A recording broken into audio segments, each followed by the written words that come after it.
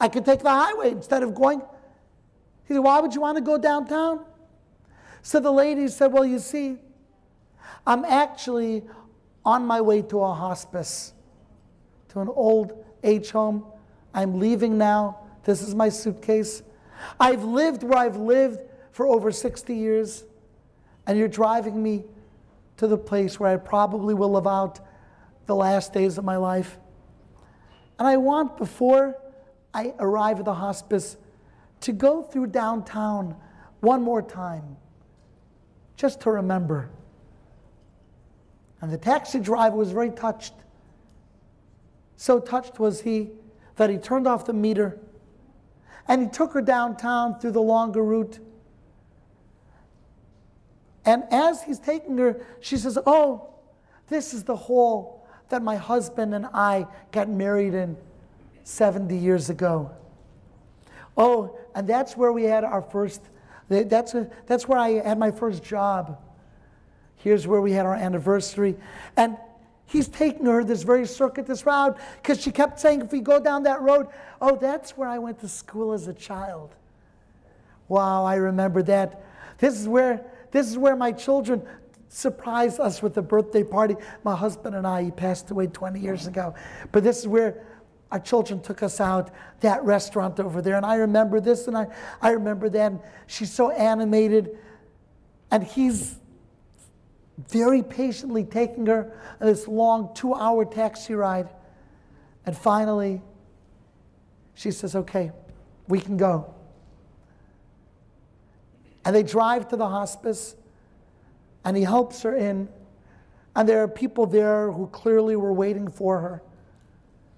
And they take her suitcase, and she turns to this taxi driver, and she says, you know, you're very kind. You really were a highlight. You were like a highlight of my life. You allowed me to see my life in a nutshell, like a film. I really am grateful. Thank you so much. And she walked in the hospice, and the taxi driver watched as the door to her life closed behind her. And he gets back in the car, and the sun is beginning to rise. And instead of driving right home, he drives slowly, and he drives around a little bit, and he thinks to himself, you know, I'm so glad I didn't get upset. I'm so glad I didn't honk. I'm so glad I didn't drive away. She could have gotten an angry taxi driver who didn't understand that she's an old lady. And I feel like what I did today was among the most special things that I've ever done. There are many things that are going to happen to us after Hoshana Rabbah, after Shmini Atzeres and Simchas Torah. And we go to our lives, and the world gets cold, and there are many stops, and many mistakes, and many victories. And HaKadosh Baruch Hu wants us to understand that He will love us with the bad and with the good, with our faults and with our virtues. And there's nothing that gets Hashem more depressed, kaviyachol, than when we get down on ourselves. Asur lihityaesh, me Hashem tevakesh. It's forbidden to be miyayesh. So whenever the time comes and we feel like life is getting us a little bit down, pull out your ID. Remember that you're children of Avram, Yitzchak, and Yaakov, Sarah, Rivka, Rachel, and Leah, David, and Aaron, and Yosef, and Moshe, and Sarah Shnir, and Shmuel HaNavi, and Yehudis, and Devorah, and all of the tzaddikim and chachamim and wonderful people who came before us. And we pull ourselves back up, and we say, HaKadosh Baruch Hu, I believe in myself because I believe in you. And Hashem says, that's the third step. We had respect, we had love, and now we have trust. Have a wonderful Piska Toiva and a good Gezeira. Thank you very much.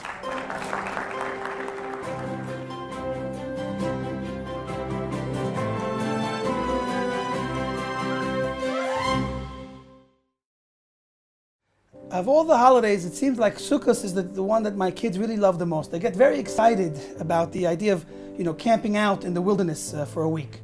What I'd like to try to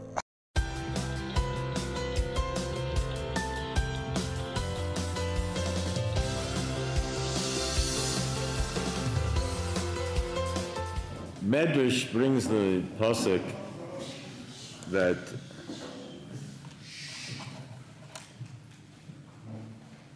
Avraham Avinu was Baba Yomim, he got older, Zoken Baba Yomim, and the Rebbeinu Shalom blessed him Bakol with everything, Bakol. In a few different positions in the Medrash, what Bakol refers to. Bakol, one position is he had a son, Gematria of Bakol is Ben. And others, he had a daughter, and her name was Bakol. It was up till that point he did have a son, but he didn't yet have a daughter. And if you hold that position, that you need a son and a daughter in order to fulfill the mitzvah of Piri V'Revia, of reproducing, which is first mitzvah that's actually mentioned in the Torah, mentioned in relation to Odom Rishon, then taken and given to Klal Yisrael later. Third position is that Bakol is the mitzvah of Sukkah. Question is obvious. Why would Sukkah be referred to as Bakol with everything? Okay, question number one.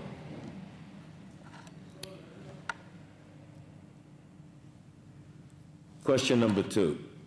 Gemara relates that on the day of judgment, the Goyim are going to ask for a mitzvah. They're confronted with the truth, how they've failed, and the Rebbeinu Shalom says, I have a easy mitzvah for you guys. Gives them the mitzvah of Sukkah, and quickly they go and build sukkahs. The Rebbeinu Shalom takes the sun out. It's a blisteringly hot day. They get very frustrated, angry. They run out of the sukkah and they kick the sukkah on their way out. Commentaries discuss that a Jew, if he's in pain, serious discomfort in the sukkah, is also exempt from the mitzvah of sukkah, but he doesn't kick the sukkah when he exits. We'll come back to this point, why this point would be necessary for the message that's involved. So our question then it should be, why of all the mitzvahs in the Torah is Sukkah chosen as the differentiator, the litmus test to separate between the Jew and the non-Jew? How come the Rebbeinu Shalom said, I have a lot of easy mitzvahs. Of all the easy mitzvahs, Sukkah is chosen, and they fail. Okay, two questions.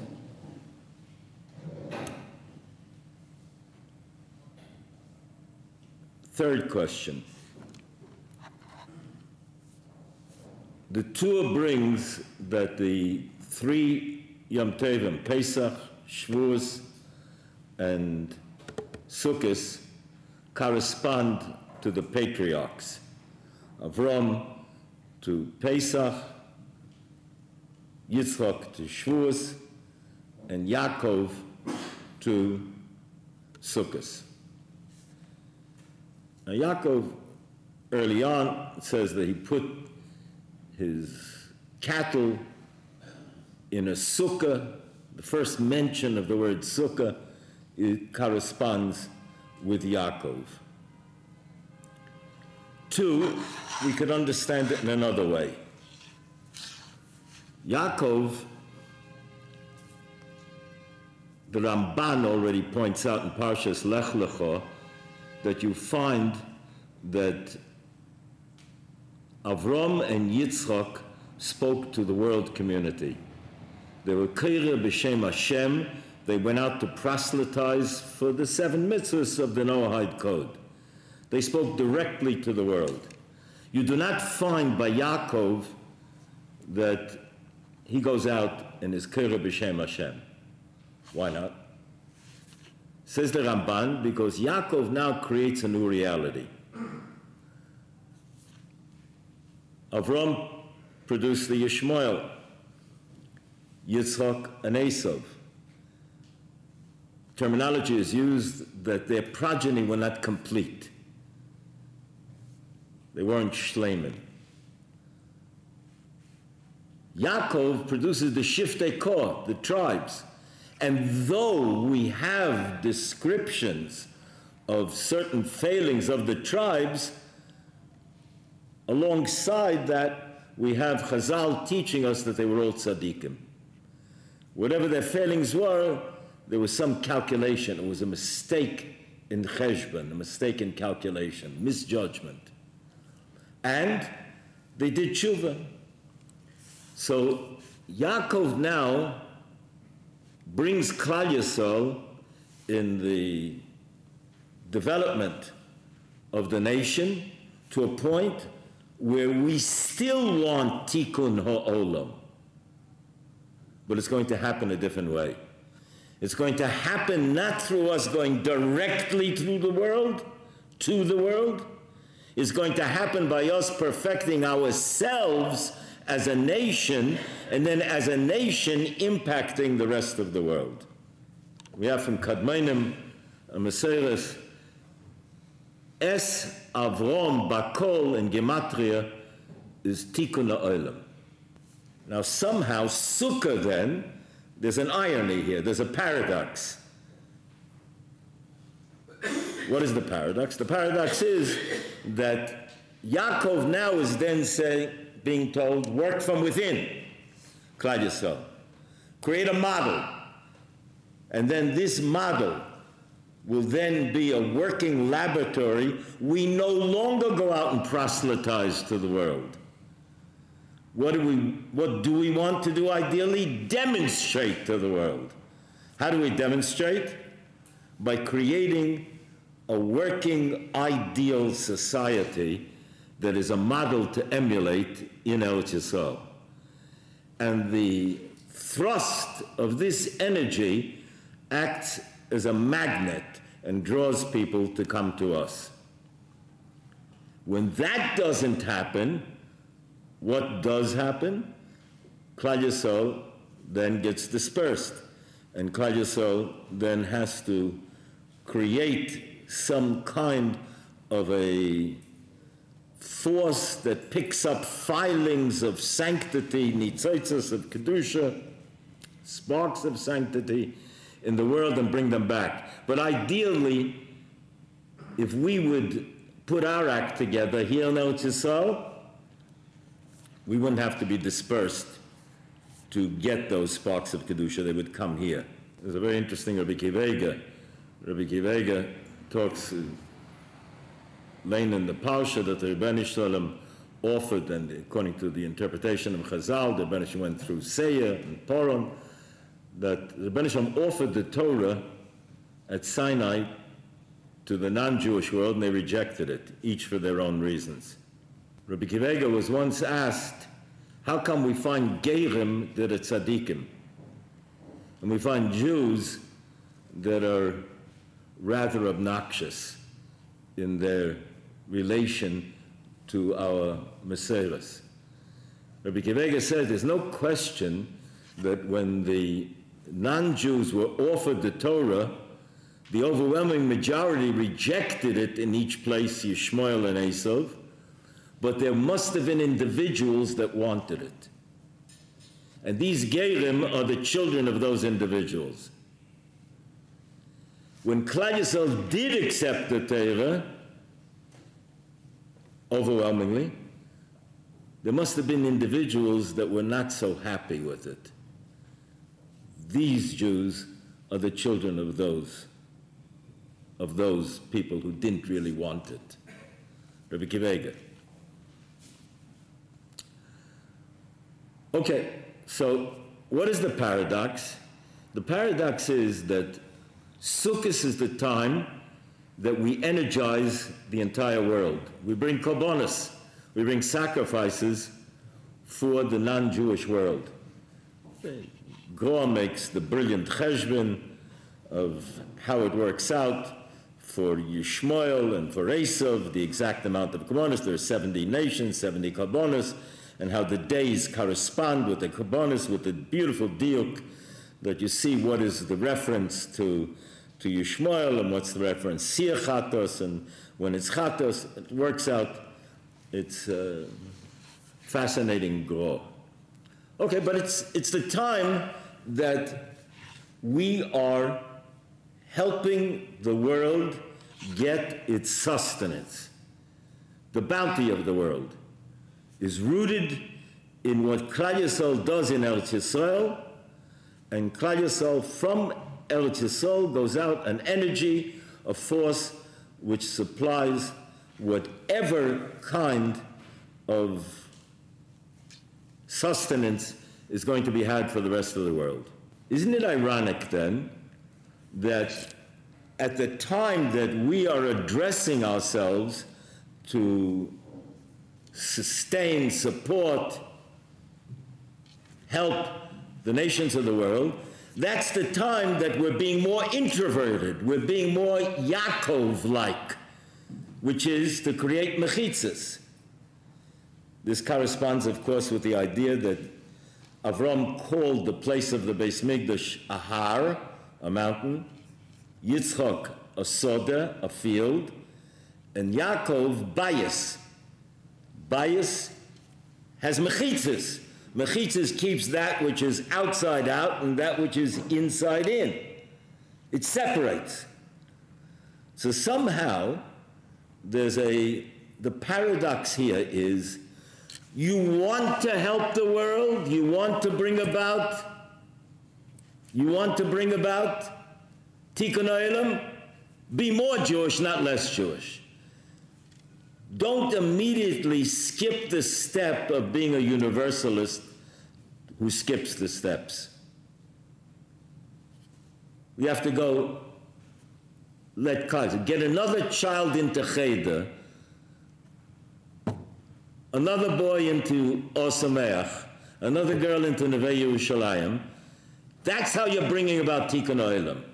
What does that have to do with China and Africa? It does.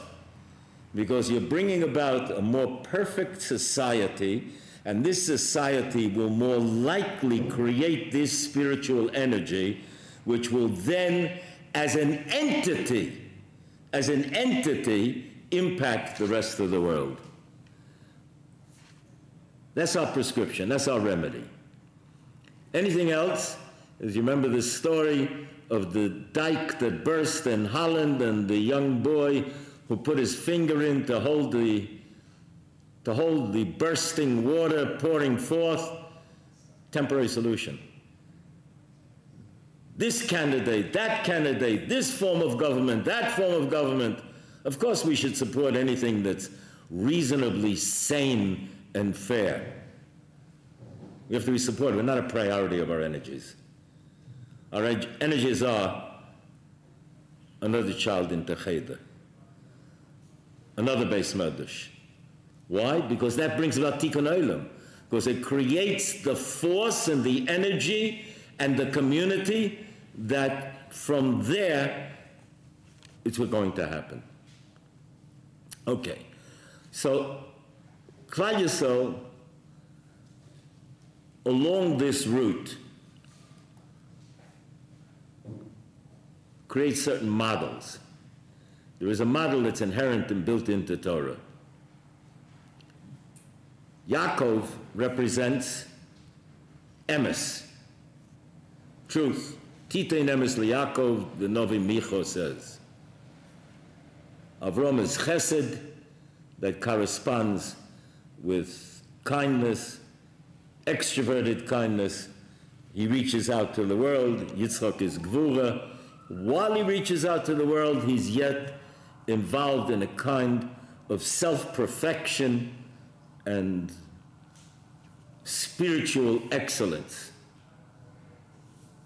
Yaakov is Torah, he immerses himself in learning and deals with the challenges that are put on his plate. It would seem that Emes is the climax of what's begun by Avram, Yitzchak, climaxes with Yaakov. Chesed, Yira, extroverted, more introverted Yitzchak, Emes, the equilibrium, the spiritual equilibrium that only can be had through Torah. And that now has to facilitate impacting the rest of the world. Jews then have been charged with a mission. And that mission is to take the universe, take the world, take the resources, and utilize them for spirituality.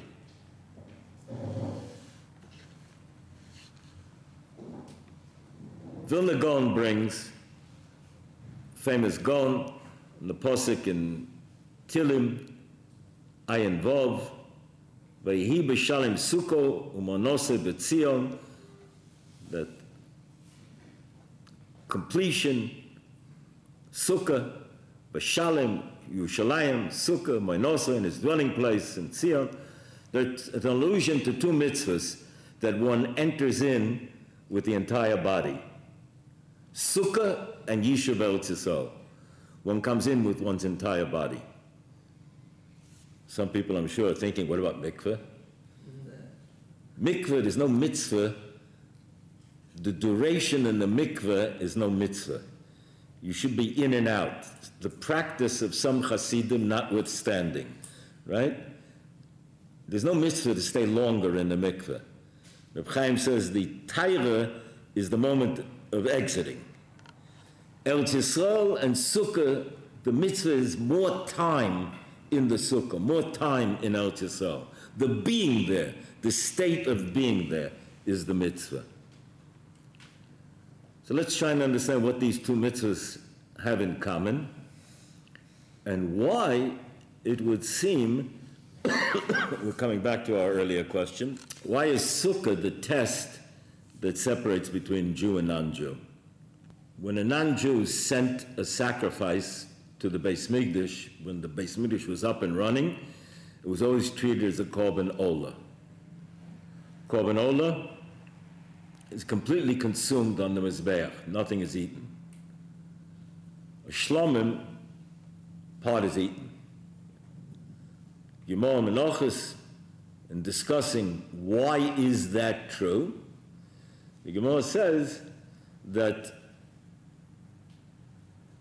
it's not scriptural derivation, it's not the halacha Moshe Messinai, it's a svola, it's a self-evident proposition that the non-Jew understands that when you're engaged in spirituality, it's to the exclusion of the material world.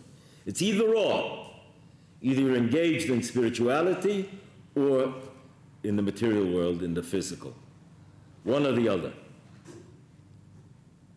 The Jew says, no, that's not the way it is.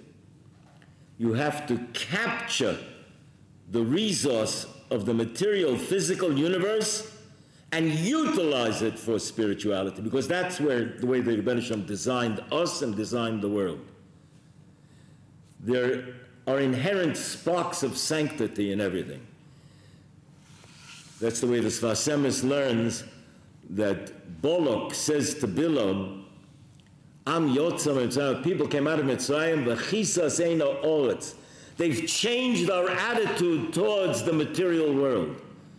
They tell us it's all spiritual. We can't just merely indulge for the sake of indulgence, because then we're missing an opportunity. There's a resource here that can be exploited. They've changed radically. As our prime enemies of the last era and through history have always said, Yimach Shemom, the Jews are the conscience of the world. But the non-Jew relates to life and spirituality like people would relate or do relate to a radio program or a television program, and there's a sponsor. People tolerate the commercial in order to get back to the program. They tolerate the spirituality a few moments from the sponsor to get back to the program of life. Indulging. The Jew says, no. The whole program is one long message. What is the message? It's spirituality. And since, if I'm speaking to a tzibur that speaks English, try and speak English. I'm speaking to a human being, I have to speak through the physical. He has to access spirituality through his empirical senses, through his senses. So he needs experience.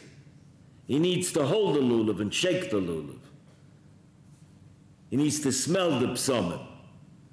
There are realities, but each is cloaking an inherent resource of spirituality. There's an energy there from within. I used to tell this story in New York of a Jew, very short, thin Jew. He's out one day, gets lost, winds up in an Irish section of Brooklyn, wanders into a tavern to get a cold drink. Two Irishmen sitting down the other end of the bar, and he orders a cold beer. And they're having a contest. Each is taking an orange with an empty glass and seeing who can squeeze the orange with one hand and fill the cup with more juice. This Jew sitting the other end, these two burly Irishmen getting rather noisy, and finally they look at him down at the other end drinking his cold beer, and they roll down an orange down the bar, and they say, okay, Jew, let's see what you can do. Jew looks up, very unabashed, not impressed, nonplussed, and he says, please, could you give me the orange that you just squeezed? They look at him, they give him the orange that they just squeezed. He takes the squeezed orange, re-squeezes it, and fills up an overflowing cup of juice. They look at him in awe. They say, how did you do that? What did you do? He said, I'm a fundraiser for a Jewish organization. But the analogy works.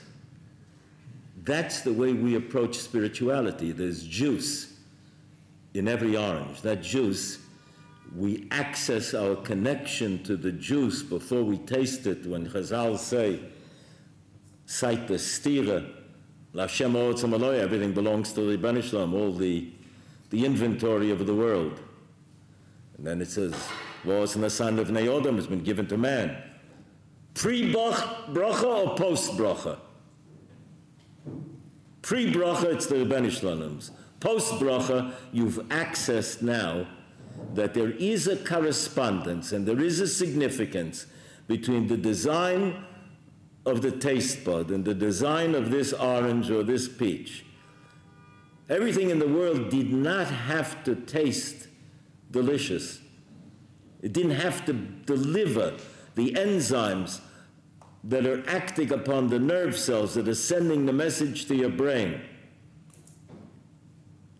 How many synapses and nerve connections are there involved in creating this experience of delivering that pleasure?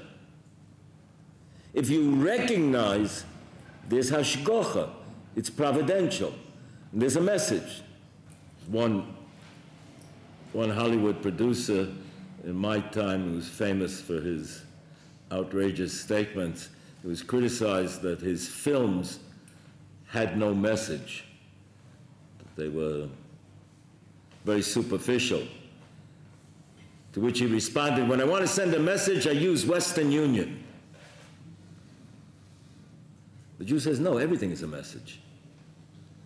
Everything is an opportunity, and the Rebbeinu Shalom is communicating with us, and that's why we are designed. First, the Torah was written, and then we were created in relation to that blueprint, and the halacha is a methodology of decoding the spiritual chemistry between myself and eternity, between myself and my Creator, which is how I plug into eternity. Okay, so Sukkah is this message. And it's a good case to be made. That's what's meant by the Medrash, that Bakol, the Rebbeinu Shalom blessed Avram Bakol with everything, is Sukkah. Why Sukkah?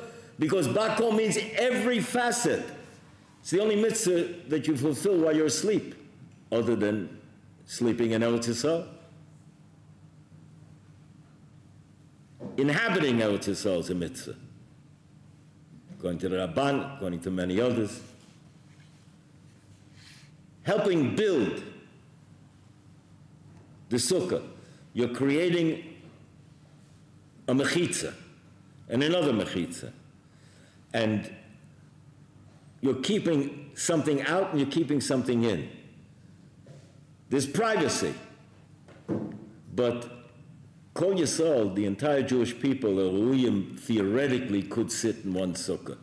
So it's interesting.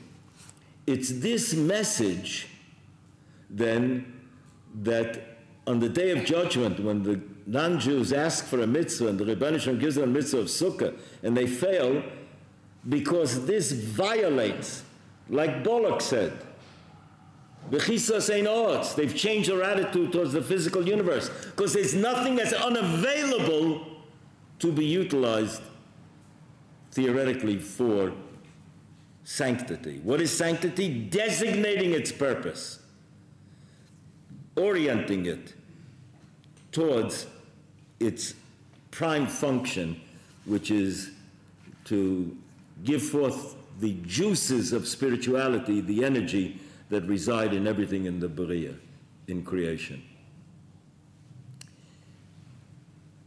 First Rashi, we're going to read soon, talks about the Rebbeinu Shalom, begins with creation, the Torah.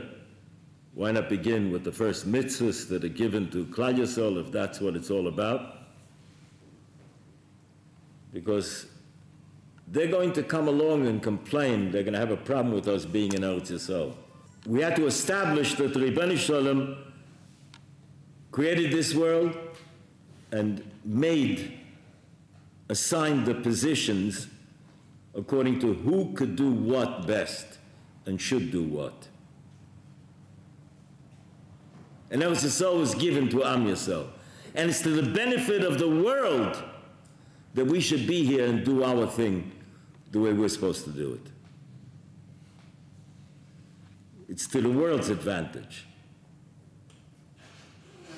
We have sources that indicate if the non-Jews would have understood what the Beis Mikdash meant for them, to them, they would have protected the Beis Mikdash from being destroyed. That's the source of the energy for any brocha, any blessing that comes to the world. We're missing it, and they're missing it. The way it's going to come about is by us being more Jewish, not less Jewish. The apologetic agenda of being less chauvinistic, less ethnocentric, it's absurd. because it's like saying that don't develop your talents and your abilities which will later be put at the service of the community. Nobody should become a surgeon. Nobody should become a doctor. Nobody should do research. Why? Because in a totally egalitarian society, everybody's the same. Everybody's opinion has the same value. Absurd. Nonsense. Right? The Jews have an excellence to perfect. To contribute then with that excellence as a community and as a nation to the world. But how's it going to happen?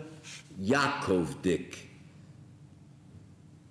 Avram, Yitzchak spoke to the world. Yaakov speaks to Klal Yisrael. And when he speaks to Klal Yisrael, he's trying to create that force and that energy that's emes. And that's mechitzas. Two mitzvahs that throughout history, and the climax of history, that the non-Jews have a problem with. Us being in Eretz Yisrael and Sukkah as the ultimate test on the Day of Judgment. Eretz Yisrael, us being here, is Sukkadik. It's our statement. Why do we need Eretz Yisrael? Why does the Jew need a land? Why not, if it's just quote-unquote a religion, let them go about and do their thing wherever they are. Why do they need a land? Because only by us having our own place, our own space, is there a comprehensive 24/7 reality of utilizing every moment, every opportunity for Kvod Shemayim. When Yeshua comes into Eretz Yisrael, the first thing he does is legislate urban legislation. What can you grow? What kind of plants? What kind of animals within the boundaries of the city? It's only by us being here and perfecting our thing and doing it. And that's not going to happen by us being apologetic. Of course, any kind of civilized discourse with the universal community is admirable. Anytime there's an opportunity for that kind of Kiddush Hashem, of course, but not apologetic. We don't have to be shamefaced about doing our thing because it seems awkward, eccentric, different.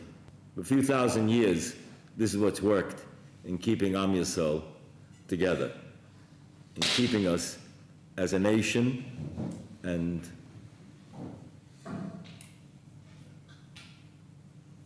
the ultimate success is in the balance. Yaakov, Sukkah, Mechitzas. Yaakov is the epitome of humility. Yaakvein is an Akev, but he's also the one who wrestles with the angel of Esav. Humility doesn't mean false humility. Humility means to know that anything I have or am is a gift from the Ribbon Shalom, including the ability to develop the innate gifts that I was awarded. That's also Siyata Deshmaya. You fellas heard the story of Dayan Abramsky when he was called to give testimony. The Humane Society was trying to outlaw shechita in England. Comes into the court, the judge looks at the dossier, asks him, is it true, Dayan Abramsky, that you're one of the world's leading authorities on Talmud? Yes. Is it true then that it follows that you are a world expert, or perhaps the world expert, on ritual slaughter. Yes. Judge closes the dossier and he says, tell me, Diane Abramsky, do you think it's in keeping with rabbinic humility to have answered in such a manner? Diane Abramsky says, maybe, maybe not, but I was enjoined to tell the truth. So I told the truth. Klal Yisrael, emes, titein emes liYaakov. We have a message. To deny that we have the message is to deny our Jewishness. To be apologetic about it is to limp through history and be inefficient, incompetent. It's going to take us longer to get to the finish line. Some Russians that came to Osamer and they told the story of how their parents were opposing their learning Russian Bali Tshuva. Initially it was underground, then after perestroika they were able to go a bit more public, but he was still a minor, and he kept getting the police. The parents called the police, and anyway, what happened, and when he came to Eretz Yisrael, he decorated his sukkah with all of the fines, threats from the police, the letters that were sent to him during the years warning him that he has to stop going to the yeshiva. Every sukkah has a history of, if not parents, grandparents, great-grandparents, that went through that in hostile conditions when they were being threatened. Jews have been meisa nefesh throughout history for the message that bakol, everything, our entire existence. And of course, that's the moment of peak simcha. Peak simcha is the recognition that I have a mission, I'm equipped to fulfill that mission, I'm part of a team, a greater reality, because there is a creator, and I am a creation of that creator, and the world has meaning, it has import. Avram starts the process by recognizing that bir doleket, a palace that's heated, lit, warmed, doleket. There's another pshat that the Shem Mishmul says. Doleket also means to pursue. Yaakov says to Lavan, Loma dolaktach, why did you pursue me? For most people, truth pursues them. They're not pursuing truth. They're pursued by truth. They'd like to evade it. They'd like to escape the responsibility. I submit, fellas, the greatest simcha is when we get caught by the emes and we every step of our lives, make an attempt to fulfill our chelik, our particular contribution to the totality of this saga called Am Yisrael, in Eretz Yisrael, building sukkahs, and the message that it's all about the Rebbeinu Shalom's relationship to me, to the Jewish people, to history, and then that's how we're going to make an impact for the world community, Tikkun Olam. Es Avrom Bakol is in Gematria Tikkun Olam. Good job.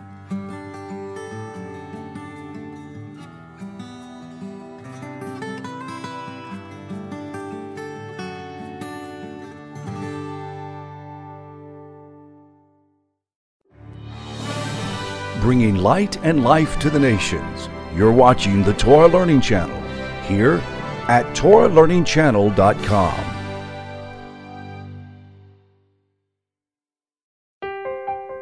The holiday of Sukkot is all about someone leaving his house and living amongst nature in a booth.